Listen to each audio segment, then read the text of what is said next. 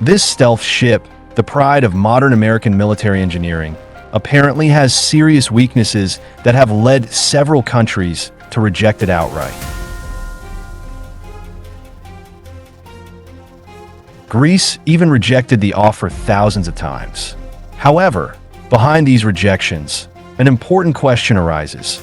Could this ship actually be an opportunity for the Philippines amidst growing regional security challenges? On December 14, 2024, Greek Defense Minister Nikos Dendias delivered a strong statement before Parliament.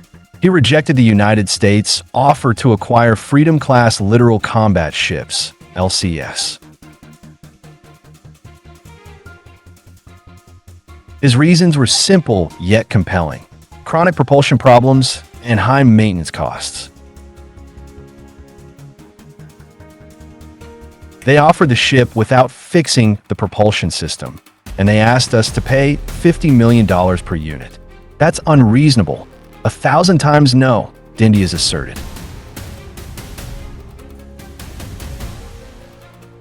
This statement drew attention from the defense world and marked a new chapter in the long-running controversy surrounding the United States LCS program.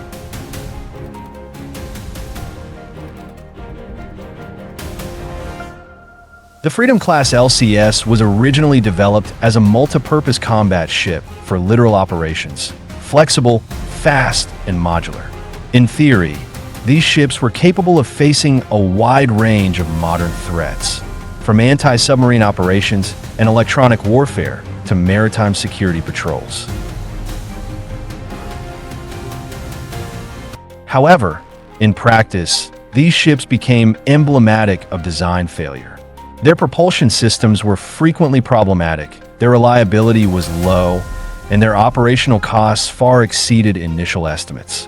The USS Freedom, the first ship of its class, served as a prime example of how ambitious designs can become strategic liabilities. The root of the problem lay in the complex Kodak combined diesel and gas turbine system. The combining gear mechanism frequently experienced synchronization failures, causing sudden power losses while underway.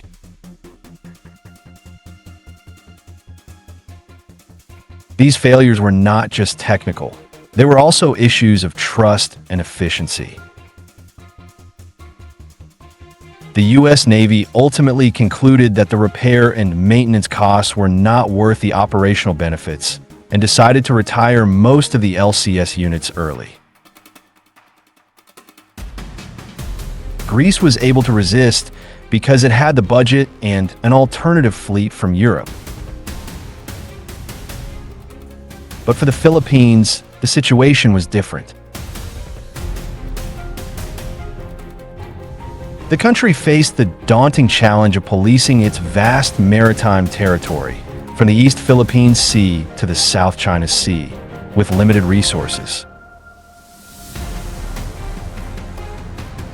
In this context, ships like the LCS could have strategic value, not because of their perfection, but because of their adaptability.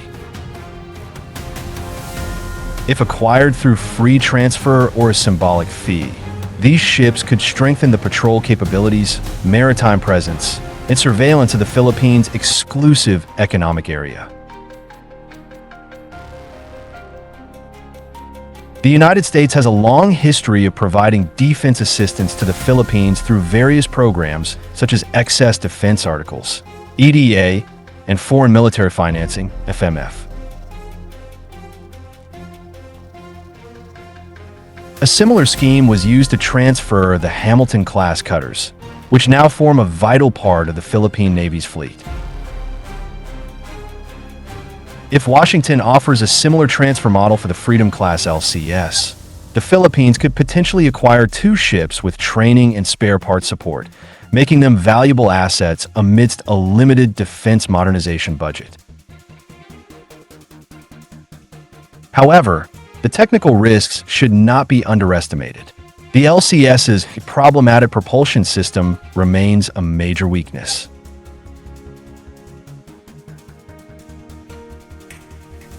To optimally utilize them, the Philippines needs to collaborate with local shipyards and national military engineers to modify these ships to meet operational needs in tropical waters and more extreme sea conditions.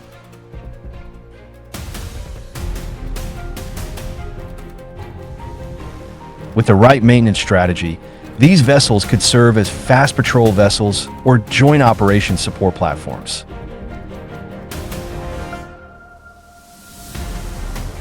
Greece's rejection actually opens up space for developing countries to acquire strategic assets at low cost.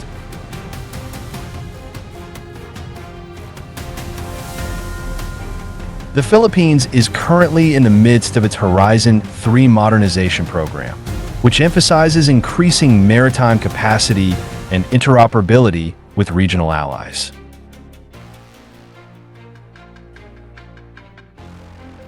Amidst increasing military and economic activity in the South China Sea, the presence of additional fast vessels like the LCS could strengthen the Philippines' symbolic and operational presence in defending its maritime sovereignty.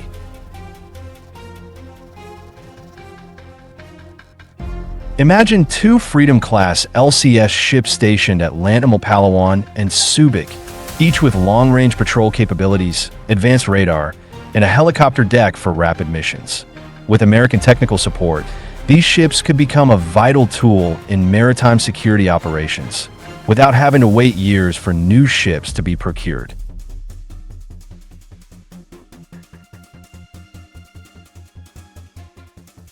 Such a transfer could also symbolize U.S.-Philippine defense solidarity in the Indo-Pacific, strengthening the collective security posture against threats and aggressive activity in the REIT is about how a nation with limited resources can turn weaknesses into strategic opportunities.